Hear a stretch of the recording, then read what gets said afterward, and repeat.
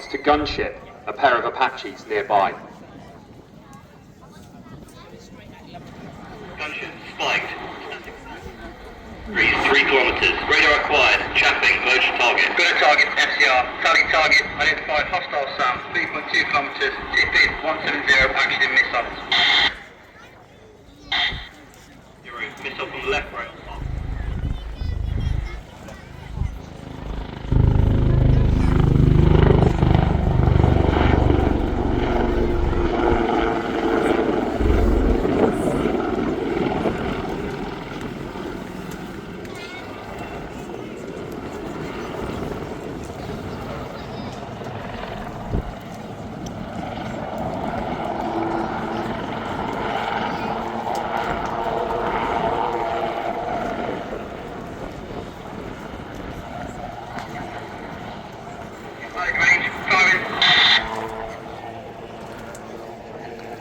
A hidden pair of Army Air Corps Apache AH-64E attack helicopters run in.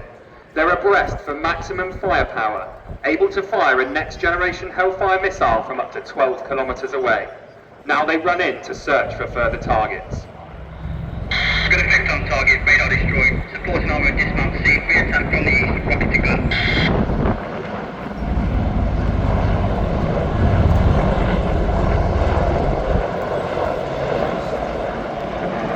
The pilots at Crowd Right throw the aircraft into a rapid return-to-target maneuver, while the front seat co-pilot gunners will be working to identify any further targets among the dust and debris of the initial strike.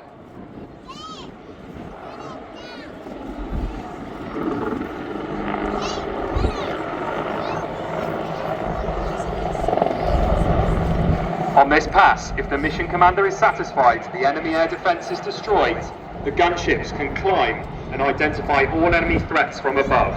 This is done through the use of advanced thermal targeting cameras, and in the cockpit, crews would conduct a set of pre-engagement checks. We are recording, arms clear, clearance is self-defense, acquisition source Tango 03, site is tabs, rocket selected, go call. Roger, going call, 4 rockets for effect, weapons armed and action. Deescalate nav range, match and shoot.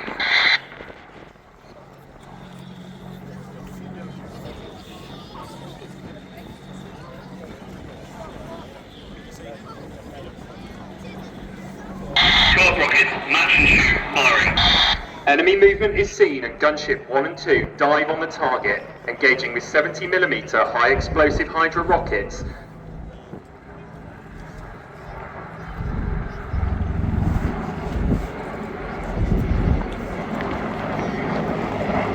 If aircraft sensors were to pick up the thermal image of enemy troops, the pilots would then execute another return-to-target maneuver, allowing the aircraft to follow up the attack with 30mm cannon and rockets if required.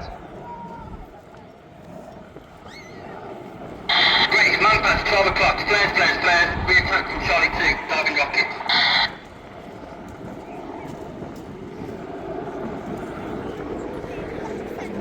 Good effect on target, 4 enemy vehicles destroyed, radar threat eliminated. Pilot helmet sight, dismount HMG, my gun, auto range, firing.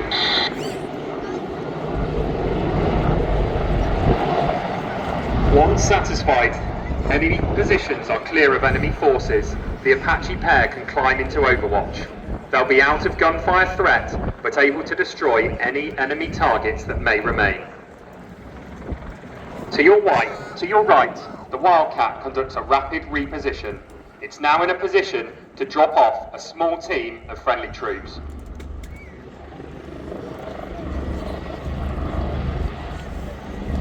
Reaction rockets, actioning gun, 10 round burst, valid range, firing. With the attack helicopters providing security of the objective, the Wildcat can insert a team of Rangers from the Army Special Operations Brigade. The Wildcat provides close support to the team with its 12.7mm heavy machine gun, mounted on the far side of the aircraft to you now.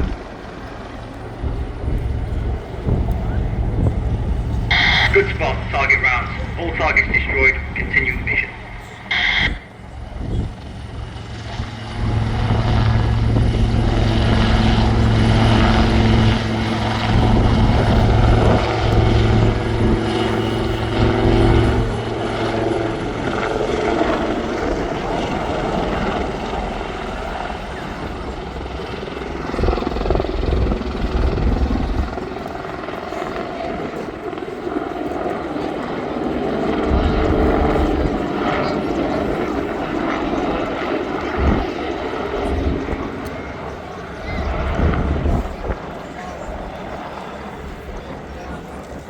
With the objective area clear, we can now demonstrate to you the maneuverability of the two Apache helicopters. To your left and right, you will now see a 180-degree wing over, the fastest and most efficient way of performing a helicopter U-turn. The Apache cruises at 140 miles per hour, but when responding to an urgent scenario, such as troops in contact, we can fly at 180 miles per hour, covering 3 miles per minute over the ground.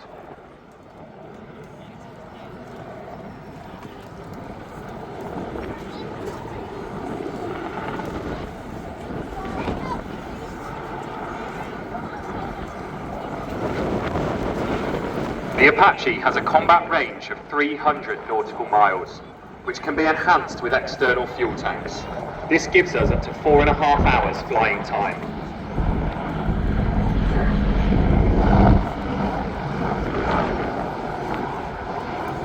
Despite being large and heavy, the Apache is highly maneuverable, as you can see with this 270-degree wing over. Its combat weight can be over 10 tons, able to carry a combination of up to 16 Hellfire or Jagger missiles, 76 Hydra rockets, and 1,200 high-explosive cannon rounds. The fire control radar you see on top of the aircraft can detect 1,024 targets, including small drones, prioritize the most dangerous 256, shoot the most dangerous 16, and pass all others via a data network to other aircraft. The aircraft knows if it is being tracked by an enemy radar and can engage that radar with a Jagger missile even beyond line of sight.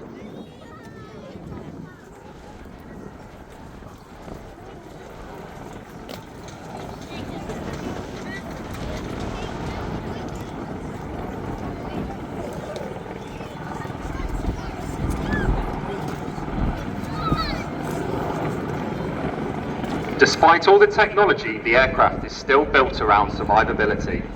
The crew are encased in a Kevlar composite armoured tub. The glass in front of the pilot is capable of protecting them from high explosive rounds or rocket-propelled grenades. All integral systems are duplicated, meaning if one is blown up, another somewhere else on the aircraft allows the fight to continue. The AH-64E can soak up hostile fire and return the crews home safely. The aircraft systems will detect any threat to the aircraft. The cannon can automatically track a moving target or will follow the line of sight of the pilot. We can now see the cannon move beneath the aircraft as the pilot looks around. All they need to do is look at the target, squeeze the trigger, and a deadly burst of 30mm cannon rounds will destroy the threat. The M230 chain gun fires 11 rounds per second of high explosive, armor-piercing ammunition. The Wildcat you see repositioning in front of you is a small, agile helicopter with a top speed of 178 miles per hour and a range of 250 nautical miles. It can carry a crew-served weapon of up to 50 caliber and has a powerful camera to look deep into enemy territory. The crew are qualified in coordinating all layers of the battle space to facilitate a variety of air-delivered munitions and artillery upon the enemy. This makes the Wildcat so much more than a utility helicopter.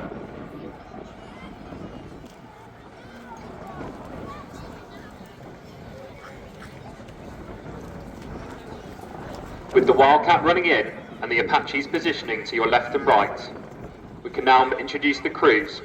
The Wildcat was flown by Captain Cy Bogue, WO1 Niall Sullivan, whose wife Tara and son Finn are in the audience today, and was crewed by Sergeant Danny Richmond. Gunship 1 was flown by Major Nick Birrell, whose mum Sue is here today, and Major Pete Steinberg, whose friends Dirk and his sons Christian and Rob are here today. Gunship 2 was flown by Major Rob McRae and Captain Bridge Najjar. No one came to see them.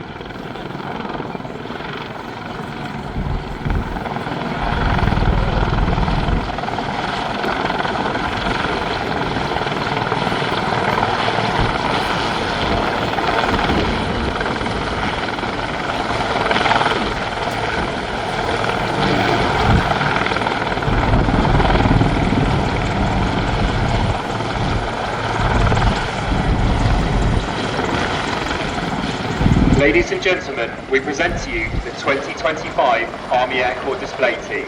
Please put your hands together for the crews and ground crew that got the aircrew here today.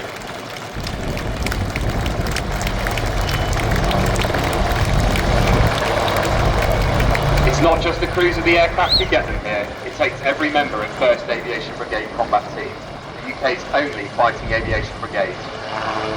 The team would like to thank our friends and family for their constant support.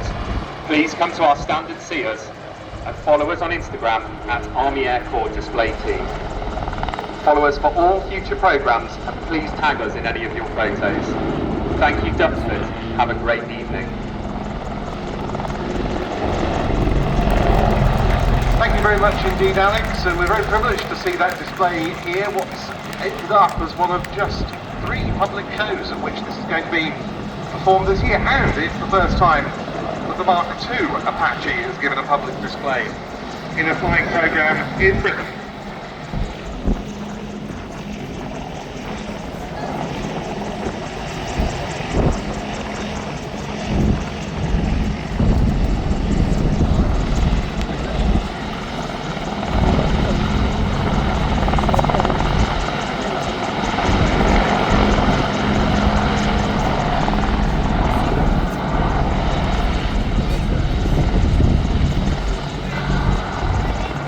The Army Apaches and Wildcats, quite regular sights in this part of the world.